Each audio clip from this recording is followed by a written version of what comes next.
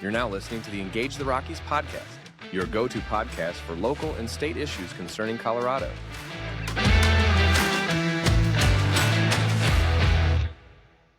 Hello, Colorado. This is the Engage the Rockies podcast. I am your host, Jarvis Caldwell, Executive Director of Engage the Rockies. This week's episode is a follow-up to an episode that we did with Mayor John Suthers about a month and a half ago. And the issue at hand is private versus public emergency services in Colorado Springs. So we have an update for you now, and we have a guest on to talk about that update. So for a quick synopsis of what happened with the AMR vote, the Colorado Springs City Council voted down a new city-run ambulance service Tuesday after months of debate about whether to take over services provided by a private company. The council voted 5-4 not to create an ambulance service that would have been funded through fees for service, not city taxes. The vote leaves the contract with American Medical Response in place.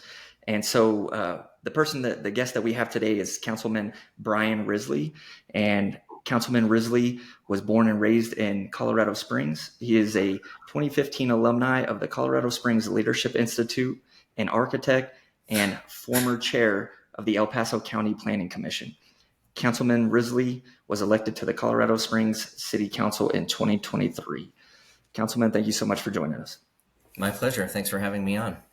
Yes, sir. So as I had mentioned, the council voted 5-4 not to create the ambulance service enterprise, and you were one of that 5. And so we wanted to have you on quickly today just to kind of talk about why you were that vote and kind of what your thought process is going into it.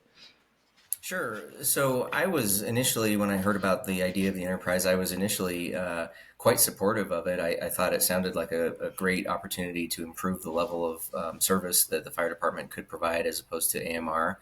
And I still feel that way. I think that at the end of the day, the fire department probably could provide better service by integrating ambulance service with the fire service. As I dove in and started to understand the details of what was being proposed, however, I came to realize that the financial model didn't add up for me. It seemed like there were some missing pieces or something seemed flawed. And so what I focused on, rather than looking at, say, the expense of the enterprise for the fire department versus the expense of operations for AMR, I chose to focus on the revenue side because I felt like there would be fewer variables there and I might be able to dig into what the nature of the disconnect was for me.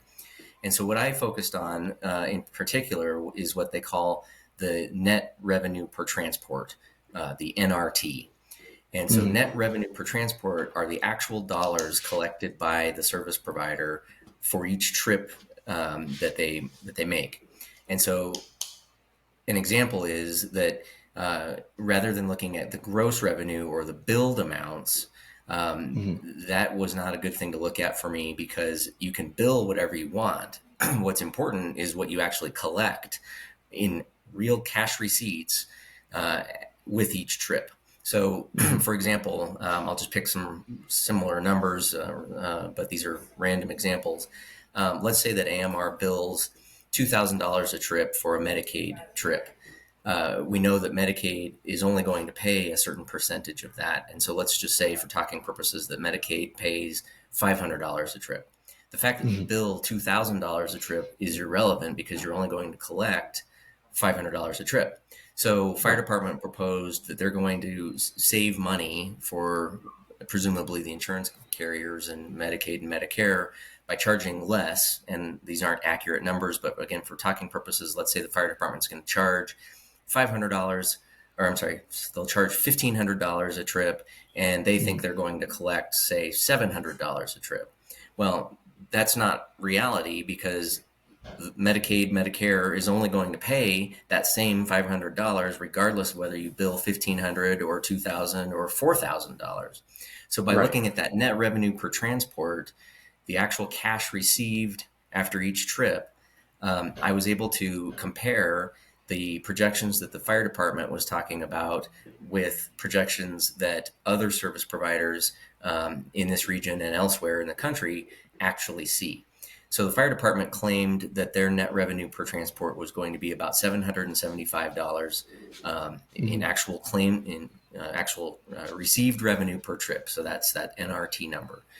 The reality is that whether it's AMR or Ute Valley Medical Ambulance Service or the City of Fountain or Black Forest Fire, they're collecting something more in the range of, say, $550 to $600 a trip. So the fire department's numbers were pretty uniformly across the board 25 to 30% higher than what I believe they would actually be able to collect. And I asked them to rework their model to use a lower NRT number. And initially I was told that they were planning to do that. However, they never actually provided us with an updated model. And so without an updated model, without an explanation of why there is this 25 to 30% gap, my only conclusion was that this was again, a flawed financial model and one that represented significant risk to the city if we were to stand up this enterprise and take it on. I was also concerned that if we took on an enterprise like this, and if those numbers are wrong, what are the unintended consequences? How do we unwind this? What happens next? And I was told in public session and in private conversations that not a problem. If the enterprise doesn't work, we'll just put this back out to an RFP for other providers to compete. Well, that's not really how that works, because you don't just flip a switch and stand up an enterprise and then flip a switch and bring in another service provider. To stand up the enterprise, you're buying millions of dollars worth of ambulances. You're spending millions of dollars on computers and cell phones and all of the infrastructure necessary to run the enterprise. What do you do with all those things after you've bought them? You don't just sell them to AMR or Falk or somebody else, right? And by the same token, you can't just flip a switch and expect AMR or Falk or some other provider to immediately show up and start providing services. There would be a gap, there would be a lag, there would be an issue there. And I don't know how financially we would solve that gap while we tried to get another solution in place. On top of all of that, my other concern here was that the stated problem was the lack of response time, the fact that AMR showed up late 33,000 times in the last certain number of years. And I acknowledge that happened and that is a problem. But if you look at their response times over the last year, post-pandemic, they actually have met their 90% on-time responses. And unfortunately, the city and the fire department didn't really want to talk specifically about that, although it was brought up in the hearing on Tuesday, and you heard those numbers: 88% in March, 92% in April, so on and so forth, which equated to at least that 90% response time that's required by the contract. Yeah. So a couple points there, and I believe so. I got a lot of my information from the Gazette's recent article on this. And so they had quoted Councilwoman Lynette Crow Iverson, but she had mentioned about the city's time limit requirements, that on a lot of calls, it was maybe 2 or 3 minutes, but a lot of that issue with response times was kind of around the pandemic, because the stats that they were using was 2020 to 2024. And so AMR had acknowledged, like almost every industry, I would say probably every industry, that there was an issue with labor, with getting employees and things like that. And so that contributed to some of their late times, but that's a problem that they are currently in the middle of resolving. So, which is probably why, like the numbers you said, that issue with the complaints is getting smaller. Does that sound correct? Yeah, and I think it's fair to note that during the pandemic, obviously, one of the industries that was most impacted were medical service providers, whether it was the hospitals or emergency response services or ambulance drivers or whatever. Those folks were very much overworked and overstressed because of the nature of the pandemic. And I don't know exactly what happened for AMR, but it's not surprising that they would have a hard time staffing when the current staff was being overworked and having to deal with some really difficult situations. So not Yeah. that that's an excuse. Again, I fully acknowledge that AMR has in the past had a response problem. It's just from the numbers I've seen, it's not a recent response problem, and Right. certainly one that was more prevalent several years ago. Yeah. And so I wanted to touch on another important point that you brought up, which is, what if we take this different route, which is a gigantic risk, right? Standing up the new enterprise. And then what if something goes wrong? You said it, and I think your phrase was flip a switch. You can't just flip a switch and say, okay, AMR or whoever else, just come back and take over. And this was something that Mayor Suthers and I had discussed on our episode, which was, when you do things like this, when you kick out a provider that's been here for so many years, they lose that incentive or that trust to come back and then stand back up again for whatever amount of time, because they're like, well, hey, look, it's too unstable, right? You need if you're running a business, you need some stability. You can't say that we may or may not lose our contract every couple of years, because we just, no business can afford to do that, especially on something that requires a big scale like this. And so I think that's a very important point that you brought up, that once you kick them out this time, it's not as easy as just saying, hey, never mind, we messed up, we mismanaged it, or whatever the situation is, just come back and take over. You had mentioned some things about, correct me if I'm wrong here, because I kept reading about an audit, and I noticed this audit was cited several times. Was this audit like a survey that you all did, that you guys commissioned the city to do, to kind of help you make a decision? So the city has a city auditor's department, which is not under the administration. They report directly to city council on the legislative side. And so the city auditor's office was asked to engage and look at this actually fairly late in the process, and they were asked by council members, not the administration. And the reason apparently that the administration didn't ask them to look at this this time is that the auditor's office looked at it in 2019 when the fire department competed with several other providers through an RFP process back at that time. And I know Mayor Suthers spoke about that process when he was with you. So the city auditor's office looked at the data that the fire department provided. They conducted their own independent investigation about a number of the topics that we're discussing, including revenue sources and so forth. And one of the intricacies that they really hit on is this notion of payer mixes. So you've got a couple of different categories, right? Private payers who don't have any form of insurance, Medicare, Medicaid, TRICARE, and then patients that would have sort of commercial insurance through Blue Cross and Blue Shield or USAA or whatever. And so what the auditor's office hit on in kind of their second report, they released a first report that had some good information in it, but then followed up with some when some additional payer mix information was available.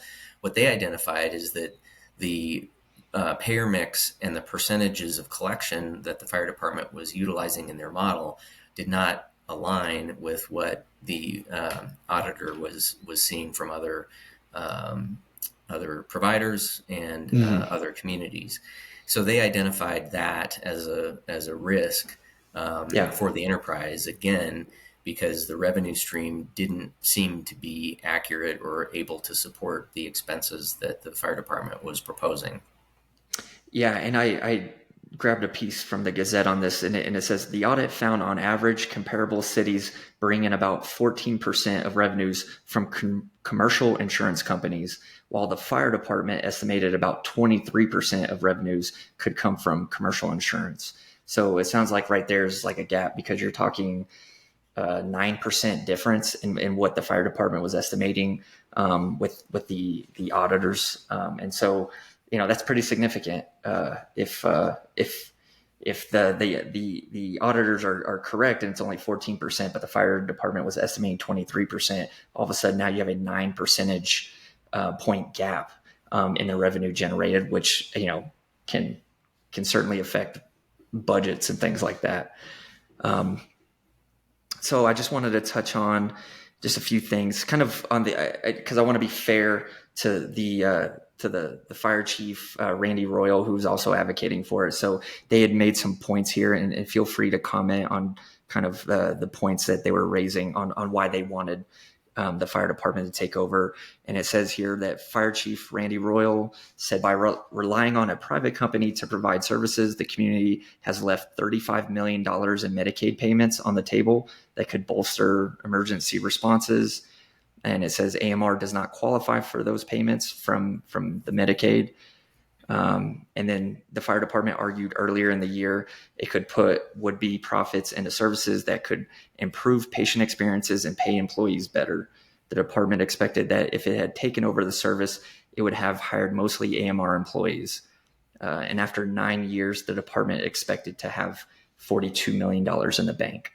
So, I mean, I kind of think you've already kind of touched on this, which is the fire department had these very optimistic projections that this is actually going to be a net benefit and that we're going to be able to manage it better and the revenue wouldn't be an issue. And basically kind of your position and probably the other four who voted it down kind of looked at it and said, well, that's because you're using flawed numbers very possibly. And the numbers that we used,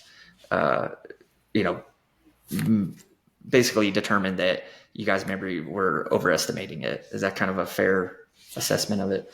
I think it is, and I can give you some good examples of all that. So the Medicare supplement that the chief was talking about is a federal supplement that is actually passed through the state and is available to municipal service providers. So he's accurate, of course, that is not a reimbursement or a supplement that AMR is able to access.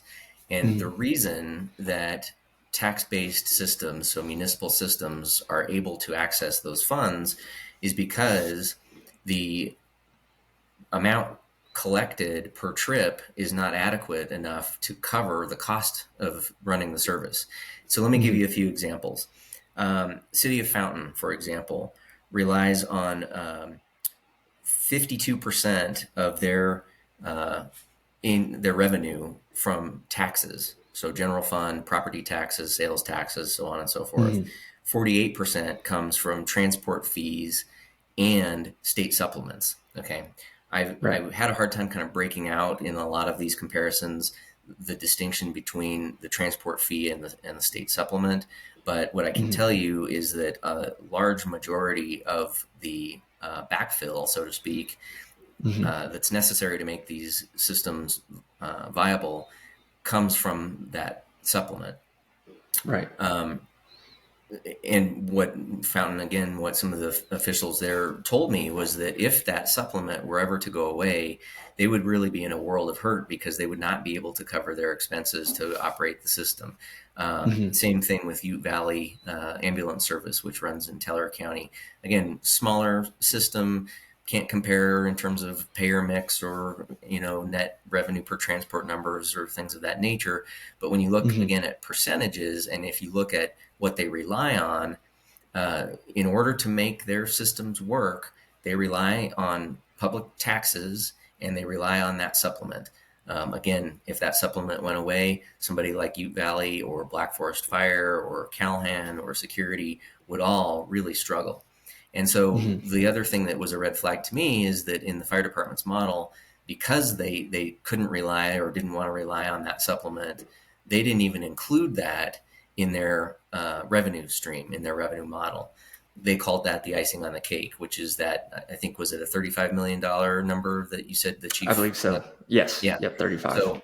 So for other jurisdictions, it's not icing on the cake. It's not leftover or additional money. It's necessary to meet the expenses of the operation. And so Chief Royal's probably right. Had this been a city service for a number of years, they would be able to receive those supplemental payment amounts from the state. But I don't believe, honestly, that it would be excess revenue. I think it would be the revenue necessary to meet the expenses of the operation. And I say that because every other department that I talked to across this region and elsewhere around the country told me the same thing to a T. Yeah. Excellent. Well, that makes a lot of sense, and I appreciate you addressing that. And can I just comment Yes, quickly on your other comment about AMR staff and the idea that most of them would move over to the fire department? yes.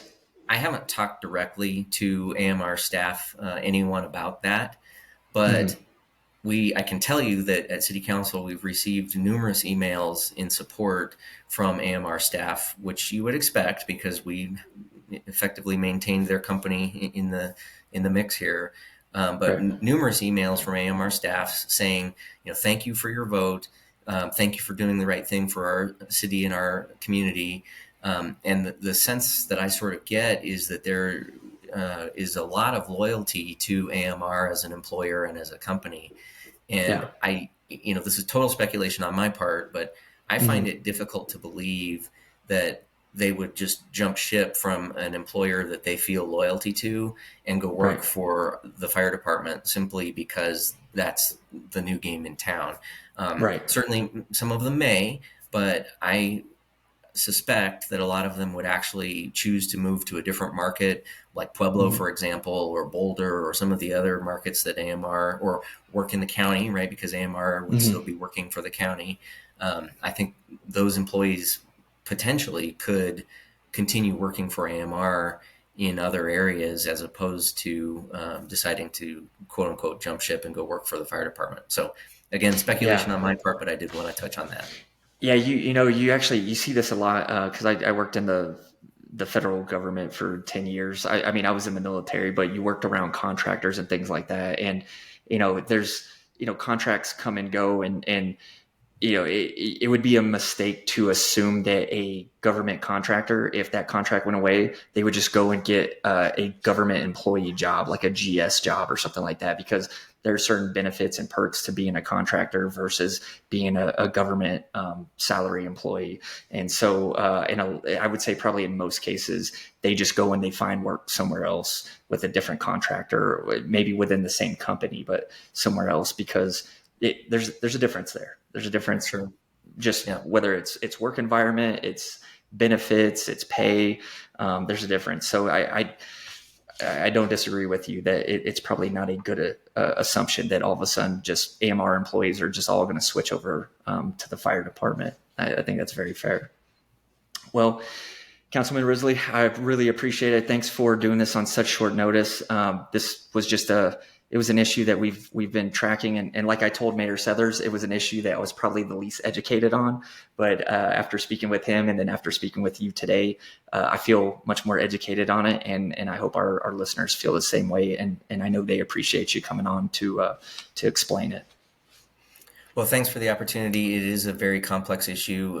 It is not cut and dry. It is not something that's easy to make a decision about. And I would think that all of the council members, regardless of how they voted, spent a tremendous amount of time doing their own homework and their own due diligence to try to educate themselves so that we could make the best decision for our community as possible. And although the administration and the fire department is very upset with us at the moment, I believe in my heart of hearts that we did the right thing today with the information that we had. And maybe most importantly, I look forward to working hand in hand with the fire department and the mayor's office and others at the city to try to find workable and viable solutions moving forward.